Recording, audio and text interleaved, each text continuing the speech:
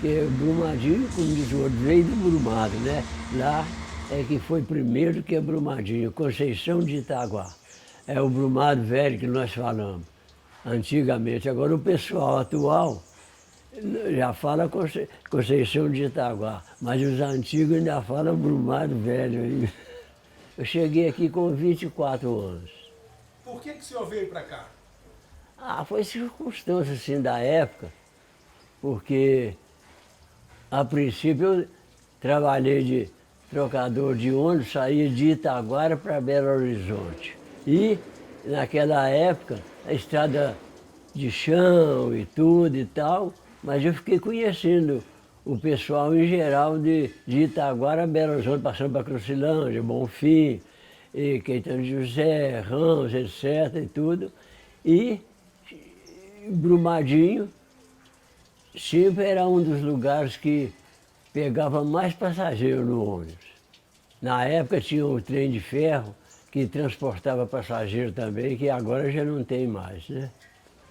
Nós íamos muito para Lafayette, Congonhas, que meu irmão mexia com sapataria. Então a gente fazia entrega, sabe? Aí ia de trem. Inclusive nós pegávamos o trem, não, nós morávamos mais, pegávamos o trem em Iotim. Em Iotim nós pegávamos o trem, não no Brumadinho, porque ficava mais fácil para nós. A viagem de trem agora tem muitos anos que eu não viajo, né? Eu era menina ainda. Mas era complicado, é barulho demais, fumaça, tudo, poeira, tudo enquanto era. Mas até hoje é, né? Eu trabalhava aqui na Rede Ferroviária Federal, Sociedade Anônima. Isso mesmo. Qual era a função do senhor? Eu era agente da estação. Primeiramente, é o N1 e N2. Três considerados noturnos. Um procedia do Rio de Janeiro e outro partia aqui de Belo Horizonte. E tinha o Veracruz, esse era o trem considerado de luxo. É o D1,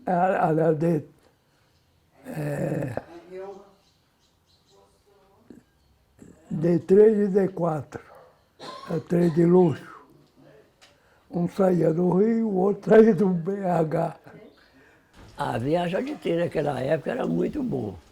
A gente gostava também, que o ônibus, tinha os ônibus, uma estrada de chão, e poeira e tudo, e o trem a gente se sentia mais confortável e tal, e era bom, porque inclusive tinha aqueles pessoal que eles chamam miçangueiro, vinha vender as coisas no trem, bolinho de feijão, e inventava os trens, vendia até pinga, mas eles falavam que era chup-chup, era um saquinho de plástico com pinga, olha o chup-chup.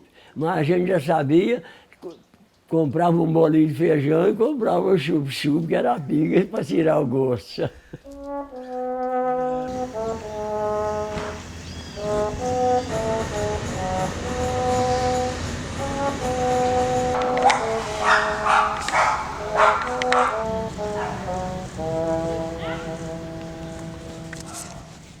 Eu, apesar de eu ser Conceição de Itaguá, eu pertenço em Brumadinho, porque eu admiro muito a cidade a quem nós pertencemos. Tem 3 anos que eu comprei isso aqui, Sei, entendeu? sei. Aí eu morava em Igarapé e eu vim morar aqui. Você frequentava essa região aqui? Frequentava. Desde quando?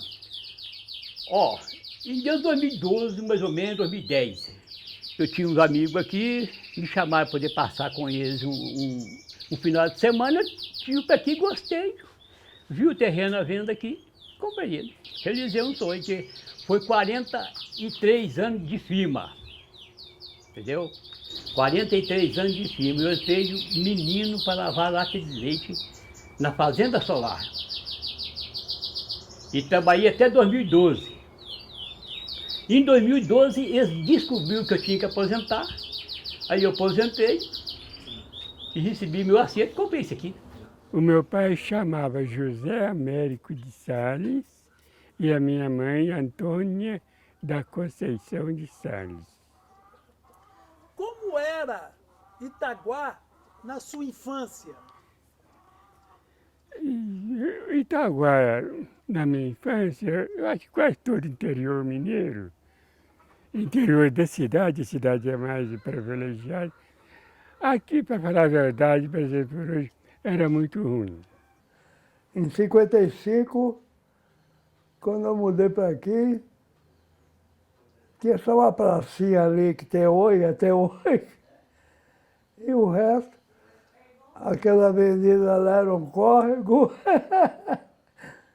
E pouca coisa existia aqui em Brumadinho. O tamanho da cidade era muito menor.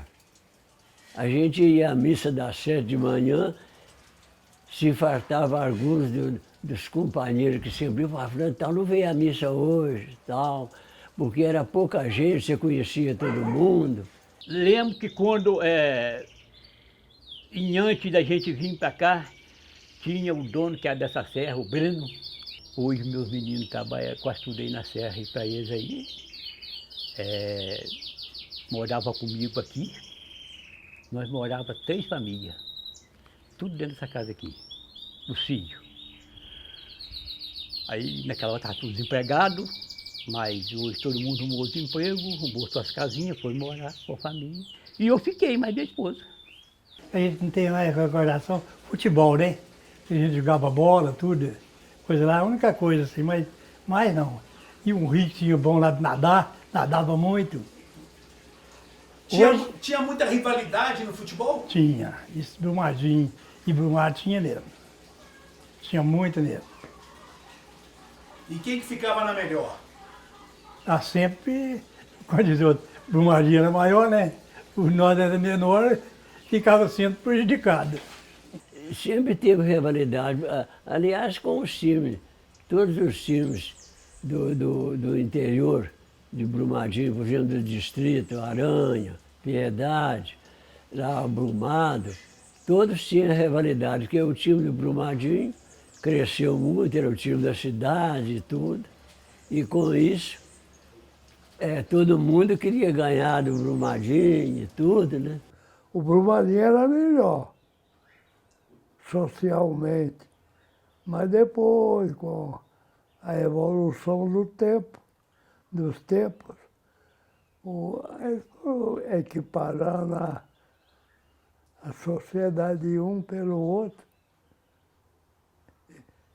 construir os campos, os estádios, e era aquela brigaiada no dia do jogo.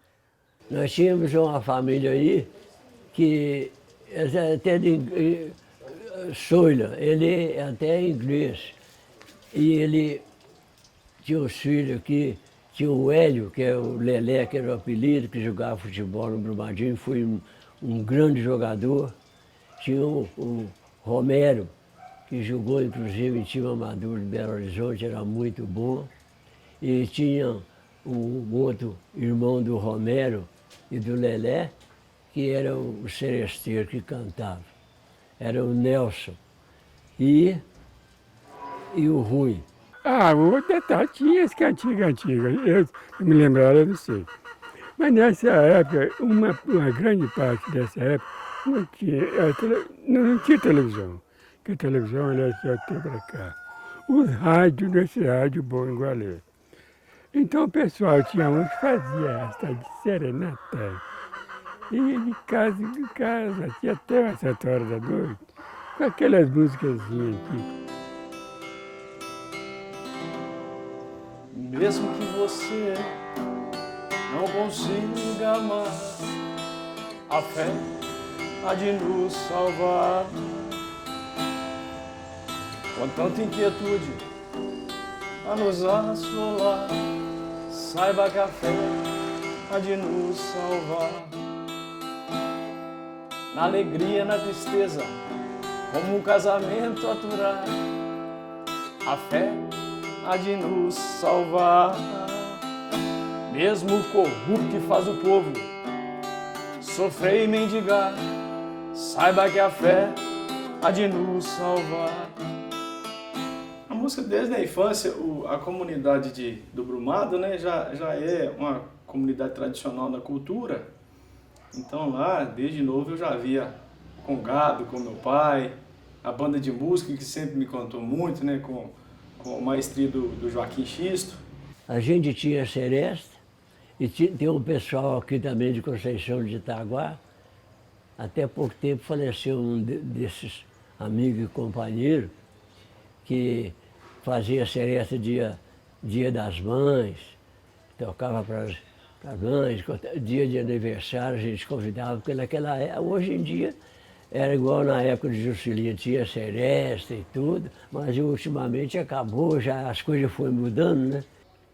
Quando eu era na minha juventude, eu tinha né, o sonho de viver da música, né, de ser um músico que conseguisse sobreviver na música do Brasil, que é muito difícil, mas chegou um certo ponto realmente que eu tive que escolher.